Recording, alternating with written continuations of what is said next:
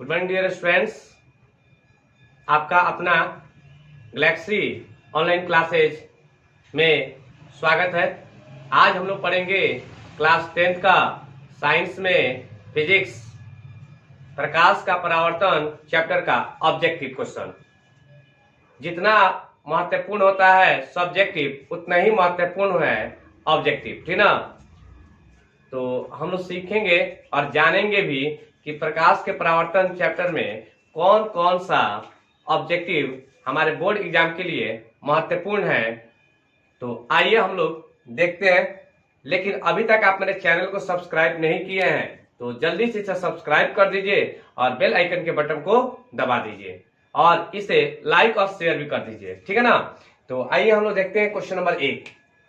Question number 1 क्या कह रहा है, प्रकाश की चाल कितनी होती है। देखिए, प्रकाश की चाल कितनी होती है निर्वात में, प्रकाश की चाल निर्वात में कितनी होती है। तो याद रखिएगा, प्रकाश की चाल निर्वात में होती है 3 गुना 10 के पावर 8 मीटर पर सेकेंड। याद रखिएगा, ये होता है सी नंबर ऑप्शन आपका क्या होगा, बिल्कुल सही हो जाएगा, ठीक है ना।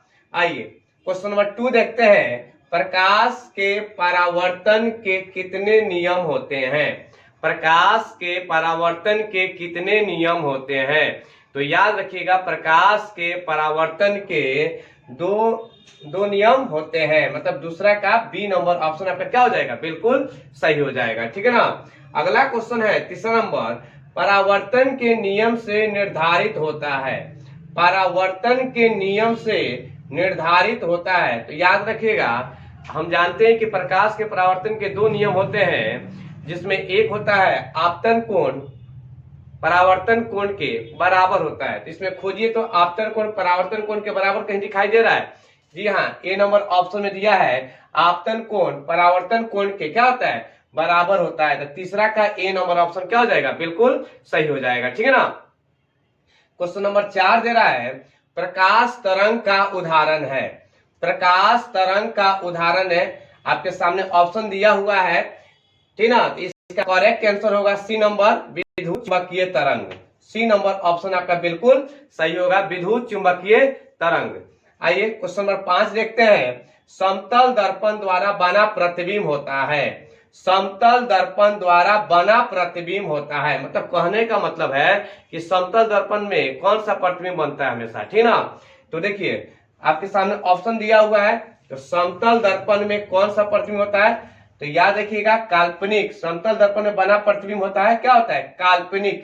काल्पनिक में याद रखिएगा, काल्पनिक के जगह पे कभी कभी आभासी लिखा हुआ रहेगा, ध्यान रखिएगा इस बात को। आभासी भी रहेगा तभी सही है, काल्पनिक है तभी सही है, दोनों का अर्थ एक ही होता है, ठीक ना। क्वेश्चन नंबर 6 दिया है, किस दर्पण में केवल आभासी प्रतिबिंब। देखिए आ गया ना आभासी, किस दर्पण में केवल आभासी प्रतिबिंब बनेगा। तो अभी मैंने बताया था ना कि समतल दर्पण में काल्पनिक होता है। तो आप देखिए किस दर्पण में केवल आभासी प्रतिबिंब बनेगा। तो देखिए ऑप्शन दिया समतल, फिर दिया बी नंबर में अवतल, सी नंबर में दिया उत्तल और डी नंबर में दिया समतल तथा उत्तल।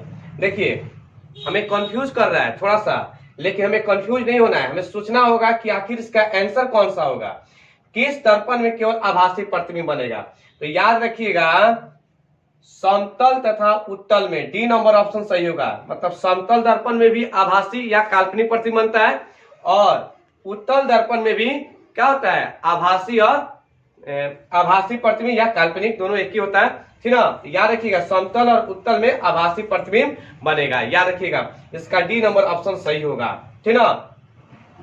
अगला 7वां नंबर क्वेश्चन कह रहा है कि समतल दर्पण प्रतिबिंब की प्रकृति क्या होती है। समतल दर्पण में प्रतिबिंब की प्रकृति क्या होती है। तो देखिए समतल दर्पण में प्रतिबिंब की प्रकृति क्या होती है। तो ऑप्शन आपका दिया हुआ है, क्या वास्तविक होता है, कि वास्तविक एवं सीधा होता है, वास्तविक एवं उल्टा होता है, आभासी तथा बराबर होता है। देखिए आपने अभी जस्ट सीखे कि समतल दर्पण में तो वास्तविक तो होगा ही नहीं, काल्पनिक या आभासी दोनों एक क्या होता है। तो काल्पनिक हमको खोजना होगा। तो देखिए काल्पनिक या आभासी कहीं लिखा हुआ है, इसमें वास्तविक है, ये भी वास्तविक है, ये भी वास्तविक है, सी तक आपका गलत है। डी नंबर ऑप्शन दिया है आभासी तथा आभासी काल्पनिक होता है, ये बात आपको बताया है। तो आभासी होता है और बराबर होता है, ठीक ना। याद रखिएगा, समतल दर्पण में अगर प्रतिबिंब की प्रकृति पूछेगा तो याद रखिएगा आभासी या काल्पनिक तथा क्या होता है, बराबर। डी नंबर ऑप्शन आपका सही होगा। इससे आपको क्या सीखने को मिला कि समतल दर्पण में अगर कोई पूछ देता है तो क्या बोलिएगा, समतल दर्पण में प्रतिबिंब के बारे में पूछेगा तो क्या बोलिएगा, सीधा बनता है। क्या बनता है, सीधा बनेगा, देखिए लिखा है ना। और क्या बनता है, बराबर बनता है। और फिर क्या बनता है, आभासी बनता है या काल्पनिक बनता है, ठीक है ना। आइए क्वेश्चन नंबर 8 देखते हैं हम लोग। क्वेश्चन नंबर 8 क्या कह रहा है कि गोलीय दर्पण की फोकस दूरी उसकी वक्रता त्रिज्या की होती है। गोलीय दर्पण की फोकस दूरी उसकी वक्रता त्रिज्या की होती है। क्या होती है, आधी होती है कि दुगुनी होती है कि तिगुनी होती है कि चौथाई होती है। तो 8वां का ए नंबर ऑप्शन आपका बिल्कुल सही होगा, आधी होती है। आइए हम लोग पढ़ेंगे क्वेश्चन नंबर 9 पढ़ते हैं, ठीक है ना। क्वेश्चन नंबर 9 क्या कहता है, किस दर्पण में बड़ा प्रतिबिंब बनता है। देखिए बड़ा की जगह पे कभी आवर्धित भी लिख देगा, ठीक है ना। आवर्धित का मतलब भी क्या होता है, बड़ा होता है, ठीक है ना। तो किस दर्पण में बड़ा प्रतिबिंब बनता है, तो याद रखिएगा अवतल दर्पण में बड़ा प्रतिबिंब बनता है। याद रखिएगा कौन सा दर्पण में, अवतल दर्पण में बड़ा प्रतिबिंब बनता है, ठीक ना। आइए 10वां नंबर क्वेश्चन देखते हैं, दाढ़ी बनाने में कौन सा दर्पण का उपयोग होता है। कभी कभी हजामती लिख देगा इसकी जगह पे, हजामती दर्पण, ठीक ना। दाढ़ी बनाने में कौन सा दर्पण का उपयोग होता है, तो याद रखिएगा दाढ़ी बनाने में देखिएगा कौन सा दर्पण का उपयोग होता है, तो अवतल दर्पण का उपयोग होता है। कौन सा दर्पण का उपयोग होता है, अवतल दर्पण का होता है। 11 नंबर क्वेश्चन देखते हैं हम लोग, एक उत्तल दर्पण में बना प्रतिबिंब हमेशा होगा। मतलब कह रहा है कि उत्तल दर्पण में कैसा प्रतिबिंब बनता है, बताइए। मैंने कुछ देर पहले बताया आपको, समतल दर्पण के बारे में बता दिए थे कि समतल में क्या होता है, बताइए, काल्पनिक या आभासी, क्लियर, सीधा भी होता है और वस्तु के क्या होता है, बराबर होता है, क्लियर है ना। ये समतल दर्पण के बताए हैं। उत्तल दर्पण में भी काल्पनिक होता है और वस्तु से क्या होता है, छोटा होता है। याद रखिए वस्तु से क्या होता है, छोटा रहेगा। तो देखिए इसमें छोटा दिया हुआ है, काल्पनिक होता है तो काल्पनिक एवं छोटा, और यहाँ काल्पनिक एवं बड़ा दिया। तो डी नंबर में काल्पनिक एवं बड़ा दिया और सी नंबर में काल्पनिक एवं छोटा दिया है। तो बताइए अभी जस्ट मैंने बताया क्या होता है, काल्पनिक एवं छोटा। 11 का सी नंबर ऑप्शन आपका बिल्कुल सही हो जाएगा। क्या हो जाएगा, 11 का सी में काल्पनिक एवं छोटा बनता है। दिमाग में रखिएगा, बहुत तरह के इस तरह ऑब्जेक्टिव आता है, बच्चे इसमें कंफ्यूज हो जाते हैं, फंस जाते हैं। तो तरीका से दिमाग में रखिएगा, काल्पनिक या आभासी एक ही होता है। काल्पनिक और आभासी किस में आता है, उत्तल दर्पण में आता है, ठीक ना, और समतल दर्पण में भी आता है, ठीक ना। इसमें फर्क है कि इसमें छोटा प्रतिबिंब बनेगा, क्लियर है ना, और उसमें है कि समतल में क्या होता है, बराबर होता है। 12 नंबर क्वेश्चन देखिएगा, ऐसे पदार्थ जिनसे होकर प्रकाश आसानी से आर पार कर जाता है। ऐसे पदार्थ जिनसे होकर प्रकाश आसानी से आर पार कर जाता है उसे क्या कहते हैं, तो पारदर्शी कहते हैं। क्या कहते हैं, पारदर्शी कहते हैं। और जो आर पार नहीं करता उसे क्या कहते हैं, अपारदर्शी कहते हैं। और कुछ भाग क्या होता है, बाहर निकल जाता है, कुछ ही भाग, मतलब तो जैसे कांच में लगा, कांच तो जो होता है ना, कांच उसको घसीट दीजिए, ठीक ना, तो उससे कुछ भाग, या तेल लगा कागज, ठीक ना, उसमें क्या होता है, पारभासी होता है, क्लियर है ना। दर्पण सूत्र है, दर्पण सूत्र क्या होता है, 1/v प्लस 1/u बराबर 1/f। याद रखिएगा ये फॉर्मूला होता है किसका, दर्पण सूत्र का, ठीक है। गोलीय दर्पण में फोकसांतर एवं वक्रता त्रिज्या के बीच संबंध है। देखिए गोलीय दर्पण में फोकसांतर एवं वक्रता त्रिज्या के बीच संबंध है, तो f बराबर r/2। देखिए कहीं अगर आपके सामने अगर ऑप्शन दिखाई देगा r बराबर 2f भी दिखाई देगा, ठीक ना, और f बराबर r/2 नहीं रहे तो आपके सामने r बराबर 2f दिखाई देगा, तो भी क्या होगा, आपका सही होगा, ठीक है ना। आगे दिया है, सोलर कुकर में व्यवहार किया जाता है। कौन सा दर्पण का प्रयोग किया जाता है, सोलर कुकर में, तो सोलर कुकर में याद रखिएगा अवतल दर्पण का उपयोग किया जाता है, अवतल दर्पण। और जो दांत डॉक्टर के पास जाते हैं, डेंटल लोग के पास जाते हैं, दांत में प्रॉब्लम होता है, उस इमेज को बड़ा करके देखने के लिए भी अवतल दर्पण का ही उपयोग होता है, याद रखिएगा उसमें भी। 16 नंबर क्वेश्चन कह रहा है, गाड़ियों में साइड मिरर के रूप में उपयोग होता है। साइड मिरर, देखिए ध्यान सुनिएगा, मैं क्या बोल रहा हूँ, साइड मिरर कह रहे हैं। आप देखे होंगे गाड़ी जो चलाते हैं उस शीशा एक बाहर दाहिने साइड में निकलता है, एक बाएं साइड में निकलता है, तो साइड मिरर उसको कहते हैं। तो साइड मिरर में कौन सा दर्पण का उपयोग होता है, तो साइड मिरर में उत्तल दर्पण का उपयोग होता है। और एक और बात याद रखिएगा कि आप गाड़ी में अगर पूछ देगा अग्रदीप जो आगे का हेडलाइट होता है ना, उसमें कौन सा दर्पण लगा रहता है, तो उसमें अवतल लगा हुआ रहता है। ठीक है, तो आपको यहां तक अभी समझ में आपको आ गई है। जब आपको यहां तक समझ में आ गई है, ठीक है ना, इसे लाइक और शेयर भी कीजिए। ठीक है, आइए बच्चों हम लोग आगे देखते हैं क्वेश्चन को कैसे बना समझते हैं लोग।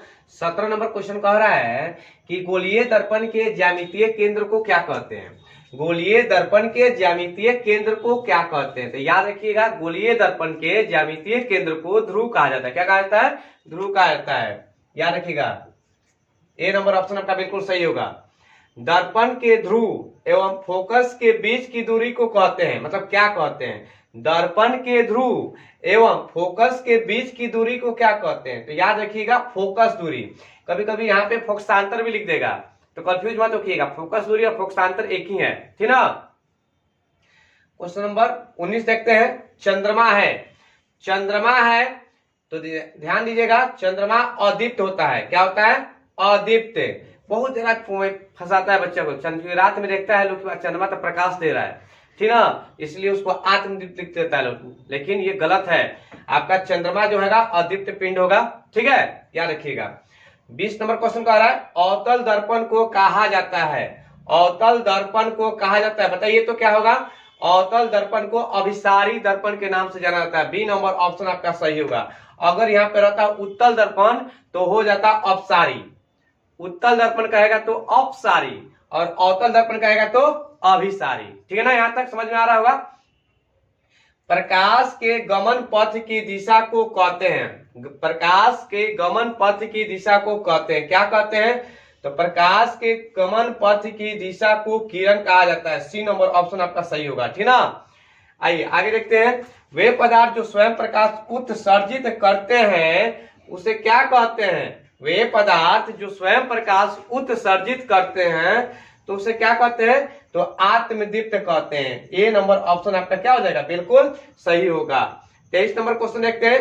आपतन कोण परावर्तन कोण के होते हैं। आपतन कोण परावर्तन कोण के होते हैं तो क्या होते हैं, बराबर होते हैं। ए नंबर ऑप्शन सही है, 23 का ए नंबर, ठीक ना। आइए 24 नंबर क्वेश्चन देखते हैं। वास्तविक प्रतिबिंब बनता है। वास्तविक प्रतिबिंब जहां भी अगर आपको दिखाई देगा, ध्यान सुनिएगा हम क्या कहना चाह रहे हैं। वास्तविक प्रतिबिंब जहां पर भी कहीं होगा तो आप डायरेक्ट समझिएगा कि उसका प्रतिबिंब जो बनेगा उल्टा बनेगा। क्या बनेगा, उल्टा बनेगा। 24 का ए नंबर ऑप्शन आपका बिल्कुल सही हो जाएगा। आइए हम लोग देखते हैं क्वेश्चन नंबर 25। वीडियो को अंत तक देखिएगा। मैं कुछ ऐसा चीज रखा हूं जिसमें आप लास्ट में जब देखिएगा ना तो आपको लगेगा कि हाँ सारा ऑब्जेक्टिव का निचोड़ सर हमको दे दिए हैं, ठीक है ना, इसलिए वीडियो को लास्ट तक देखिएगा। तो आइए हम देखते हैं क्वेश्चन नंबर 25। काल्पनिक प्रतिबिंब बनता है। देखिए अभी कुछ देर पहले हम लोग पढ़े थे 24 नंबर क्वेश्चन में कि वास्तविक प्रतिबिंब में क्या होता है, बताए थे आपको, याद कीजिए, उल्टा होता है, लेकिन काल्पनिक में क्या होता है, सीधा होता है। तो ए नंबर ऑप्शन आपका बिल्कुल क्या हो जाएगा, सही हो जाएगा। आइए क्वेश्चन नंबर 26 देखते हैं। प्रतिबिंब कितने प्रकार के होते हैं, तो प्रतिबिंब 2 प्रकार के होते हैं, याद रखिएगा। कौन कौन, वास्तविक प्रतिबिंब एवं काल्पनिक प्रतिबिंब। इसका आंसर क्या हो जाएगा, बी नंबर हो जाएगा। किरणों के समूह को क्या कहते हैं, किरणों के समूह को क्या कहते हैं, तो किरण पुंज या प्रकाश पुंज लिखा रहेगा, किरण पुंज लिखा रहेगा, नहीं तो प्रकाश पुंज लिखा हुआ रहेगा। आइए 27 नंबर क्वेश्चन कह रहा है प्रतिबिंब की ऊंचाई एवं वस्तु की ऊंचाई के अनुपात को क्या कहते हैं। प्रतिबिंब की ऊंचाई एवं वस्तु की ऊंचाई के अनुपात को क्या कहते हैं, तो आवर्धन कहते हैं। क्या कहते हैं, आवर्धन कहते हैं। 28 नंबर क्वेश्चन क्या कह रहा है, किसी अवतल दर्पण द्वारा काल्पनिक, सीधा एवं आवर्धित, आवर्धित का मतलब होता है बड़ा, प्रतिबिंब बनता है जब वस्तु स्थित होती है। कहां पे स्थित होगी, मतलब कहां पे वस्तु को रखा जाएगा कि उस हालात में काल्पनिक बनेगा, सीधा बनेगा और आवर्धित प्रतिबिंब बनेगा। दिमाग में रखिए, कितना अच्छा पॉइंट क्वेश्चन है, ये पूछा हुआ प्रश्न है। तो इसका आंसर जो होगा, वस्तु को उस वक्त दर्पण तथा उसके फोकस के बीच में जब रखेंगे तो उस समय अवतल दर्पण में काल्पनिक बनेगा, सीधा बनेगा एवं आवर्धित प्रतिबिंब भी क्या होता है, बनता है। क्लियर है ना। आइए आगे हम लोग देखते हैं क्वेश्चन नंबर 29 देखते हैं। 29 नंबर क्वेश्चन क्या कहता है? 29 नंबर क्वेश्चन कह रहा है किस दर्पण द्वारा प्रतिबिंब सीधा एवं छोटा बनता है? किस दर्पण द्वारा प्रतिबिंब सीधा एवं छोटा बनता है? ठीक ना, तो बताइए किस दर्पण में प्रतिबिंब सीधा एवं छोटा बनता है? बताइए तो मैंने अभी कुछ देर पहले बताया था कि उत्तल दर्पण में क्या होता है, प्रतिबिंब क्या होता है, सीधा एवं छोटा बनता है। लेकिन अगर बोलता है कि सीधा एवं बराबर किस में बनता है, तो समतल दर्पण में हो जाता है। ठीक ना। 30 नंबर क्वेश्चन है निम्नलिखित में किस दर्पण द्वारा किसी वस्तु का वास्तविक प्रतिबिंब प्राप्त किया जा सकता है? निम्नलिखित में किस दर्पण द्वारा किसी वस्तु का वास्तविक प्रतिबिंब प्राप्त किया जा सकता है? बहुत ही अच्छा क्वेश्चन है। आप थोड़ा बताइए किसमें वास्तविक प्रतिबिंब प्राप्त किया जा सकता है? तो याद रखिएगा वास्तविक सिर्फ बनता है तो अवतल दर्पण में ही बनता है। ठीक है ना। मैंने आपसे कहा था ना कि लास्ट टाइम वीडियो को लास्ट तक आप देखिएगा तो फायदा करेगा आपको, और आपको लगेगा, जरूर लगेगा इस बात को कि सर आज हमको बहुत अच्छा चीज सिखा दी है। ठीक ना। तो आइए हम लोग जानकारी लेते हैं। यहाँ पे देखिए मैं कुछ पॉइंट लिख दिया हूं। जितना मैंने ऑब्जेक्टिव बताया आपको, बहुत सारा ऑब्जेक्टिव निकल सकता है, लेकिन मैंने कुछ पॉइंट ऐसा लिख दिया है ताकि क्वेश्चन चाहे जैसे भी घुमाकर पूछेगा आप कंफ्यूज नहीं होइएगा। इसलिए आप समझिए। देखिए अवतल दर्पण लिखे, उत्तल दर्पण लिखे, समतल दर्पण लिखे हुए। ठीक ना।